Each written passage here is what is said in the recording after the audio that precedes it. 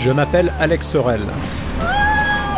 Et pendant un an, je suis allé à l'assaut des défis les plus extrêmes dans les sites les plus dangereux de la planète. On court à la catastrophe. Où avoir les bons gestes de survie est une question de vie ou de mort. Il fait 35 degrés, taux d'humidité absolument hallucinant. Des sensations extrêmes. On attaque un œil.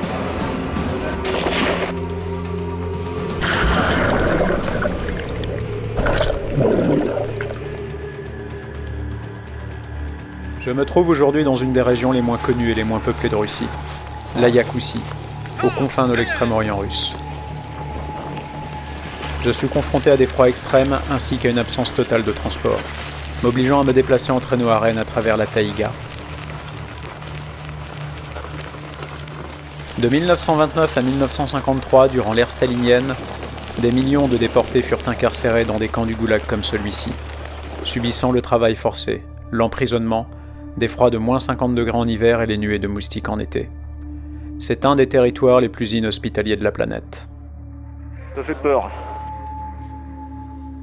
En 1941, un prisonnier polonais, Sławomir Rawik, ainsi que plusieurs de ses compagnons, auraient tenté de s'évader dans le but de rejoindre les Indes en traversant la taïga, les steppes et l'Himalaya. La véracité de leur récit sera mise en cause. Je vais moi-même m'aventurer à pied depuis le camp.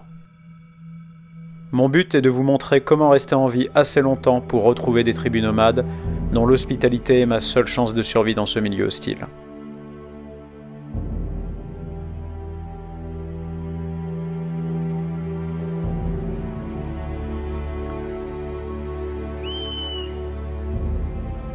Voilà, je me suis éloigné un petit peu du camp, dans une forêt un petit peu désolée. Et je vais tenter une petite ascension pour le fun.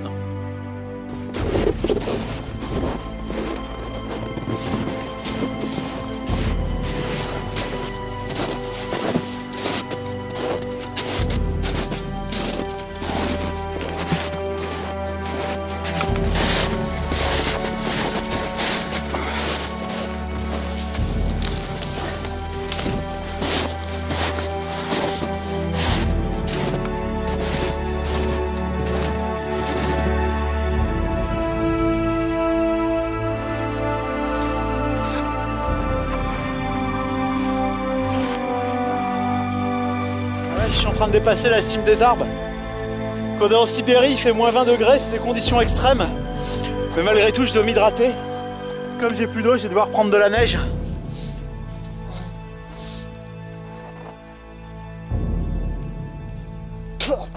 C'est dégueulasse. On peut attraper des maladies, mais pour moi, c'est le seul moyen de survivre. Alors, il faut aussi des vitamines, un petit peu de glucides, et là, on trouve des érelles ici en Iakoutie.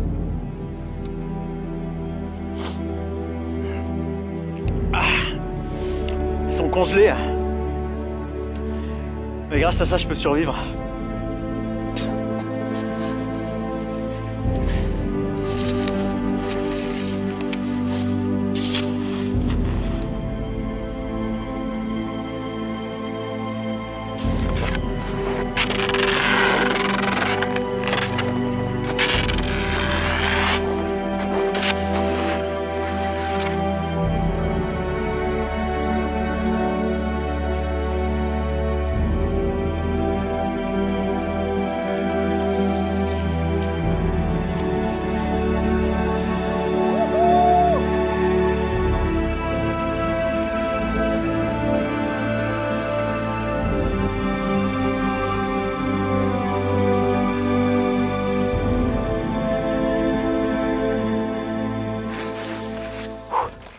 Voilà, faut se recouvrir un petit peu maintenant pour la descente.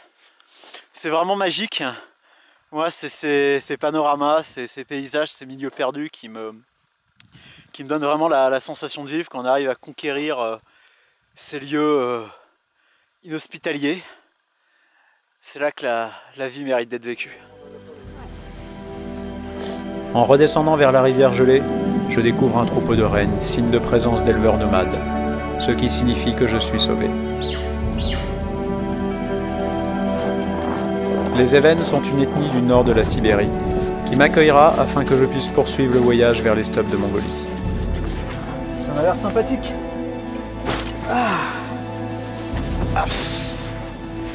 Une bonne petite peau de renne façon Cro-Magnon.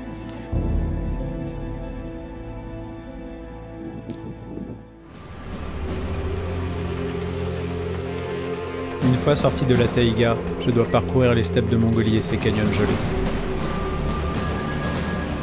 J'attaque ensuite le désert de Gobi. Son positionnement continental couplé à une altitude de 1500 mètres entraîne des écarts de température extrêmes, jusqu'à 35 degrés en une seule journée. C'est un des endroits les plus inhospitaliers d'Asie centrale.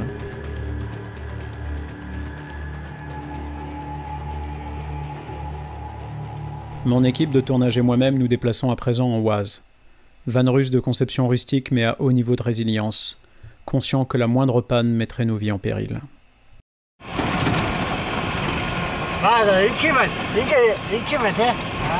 Et c'est quoi ce bordel? Qu'est-ce qu'il fait là? Merde! Wow! Ah, j'ai le goût! On va crever là! On est comme des cons! Hein.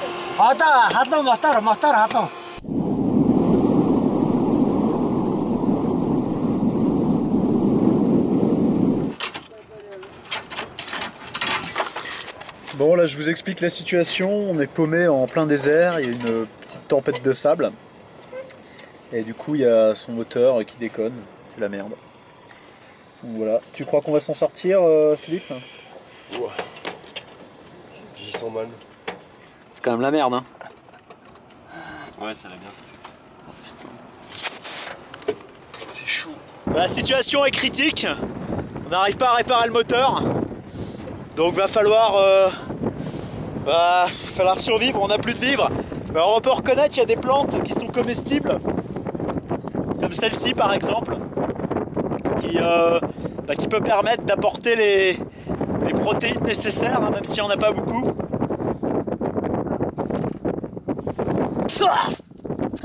C'est dégueulasse. Mais c'est peut-être ça qui va me permettre de ne pas y rester. Une petite réparation de fortune. Je vous espérais que ça va tenir. On prie. Yeah!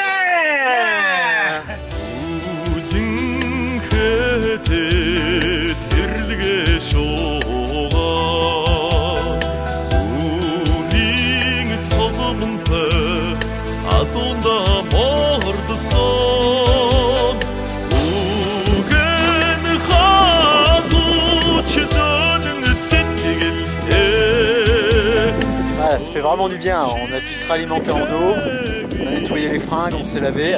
On se sent beaucoup plus en sécurité à présent, on va pouvoir retourner à la capitale sain et sauf. Puis on va organiser la suite du voyage direction la Chine.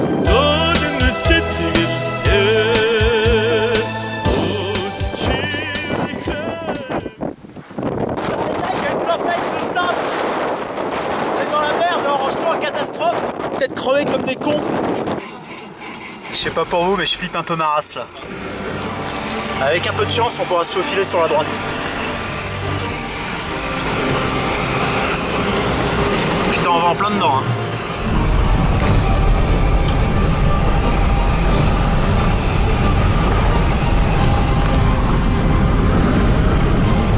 Ah, t'es bien là, dans ta tempête de sable. Ça se densifie là.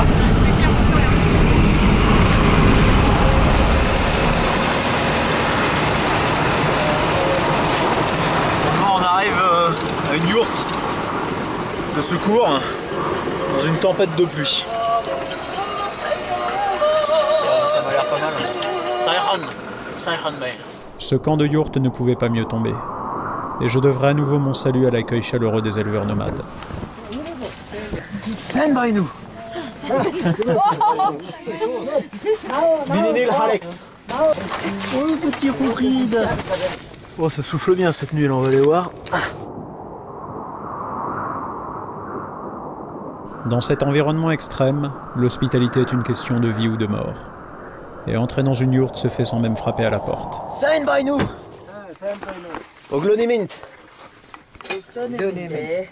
Ce désert m'a épuisé et meurtri. Et je profite de la chaleur du foyer pour reprendre des forces afin de continuer le voyage vers la Chine.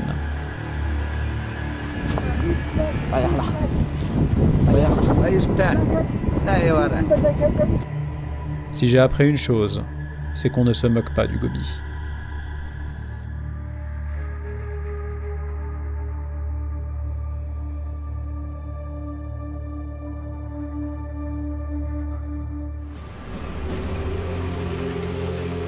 La Chine est l'un des pays les plus densément peuplés au monde. Mais je vais vite me retrouver bien seul car je me rends dans les chaînes de montagnes isolées dans le sud du pays.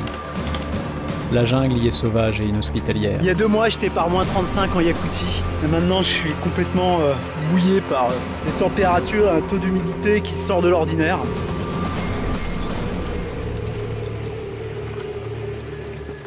Là, je suis paumé dans la jungle. Alors bon, quand il y a une rizière comme ça prouve qu'il y a un village pas trop loin, mais c'est pas gagné que j'ai un hébergement.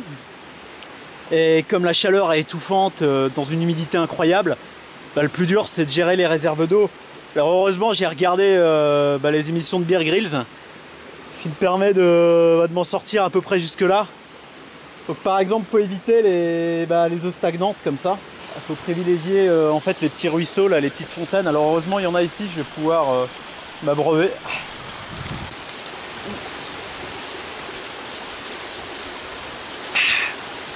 Cette eau est dégueulasse, elle a un goût de terre, mais c'est ça qui va me permettre de survivre et de pas mourir de soif.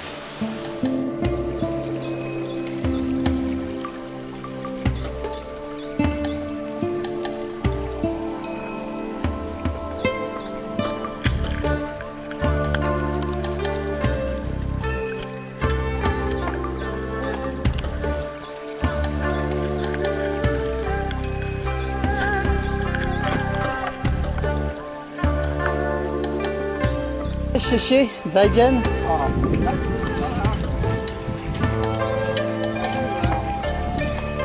Oh, et bien sympa ce petit vieux, il m'a permis de me sortir de cette jungle inextricable. Parfois, il faut compter sur les populations locales.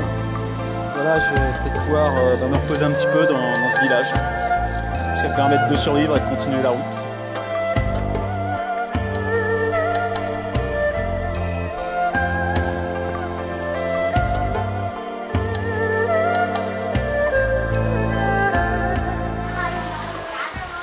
Les Dong sont un des nombreux groupes ethniques qui peuplent les montagnes du sud-est asiatique. Et leur hospitalité me sera d'un grand secours.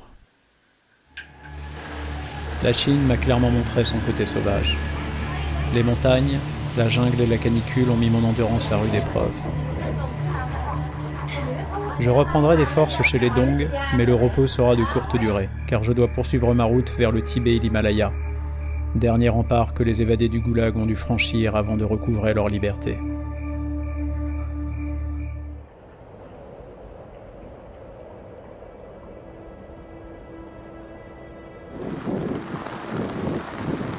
Le plateau tibétain est un gigantesque paysage steppique de 4000 mètres d'altitude. La température peut y chuter brutalement de plusieurs dizaines de degrés en quelques heures. Si vous sous-estimez ce lieu, vous allez à votre perte. Le seul moyen de traverser ces gigantesques paysages de steppe sera d'être pris en stop par des moines bouddhistes.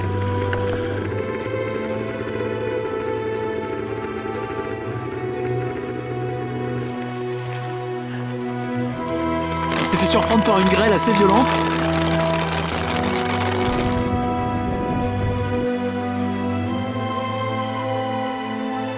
Il me faudra une fois de plus trouver refuge chez les éleveurs nomades, dont l'aide me sera vitale jusqu'à atteindre Lhasa. Bon, on va tenter cette demeure. Zaijian.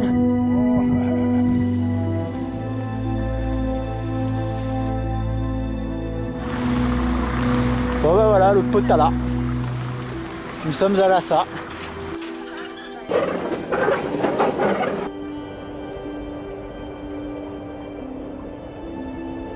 Je suis en train de faire une marche solitaire vers l'Everest.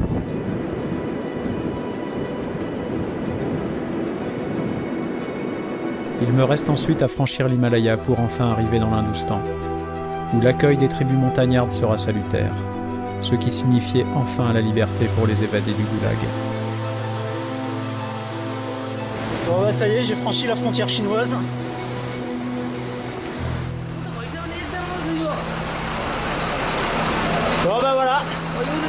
franchi la frontière népalaise. Donc à l'instar de Slavomir Havik, je quitte définitivement les grandes dictatures communistes du passé pour arriver dans le monde hindouiste. Ok, so 2500.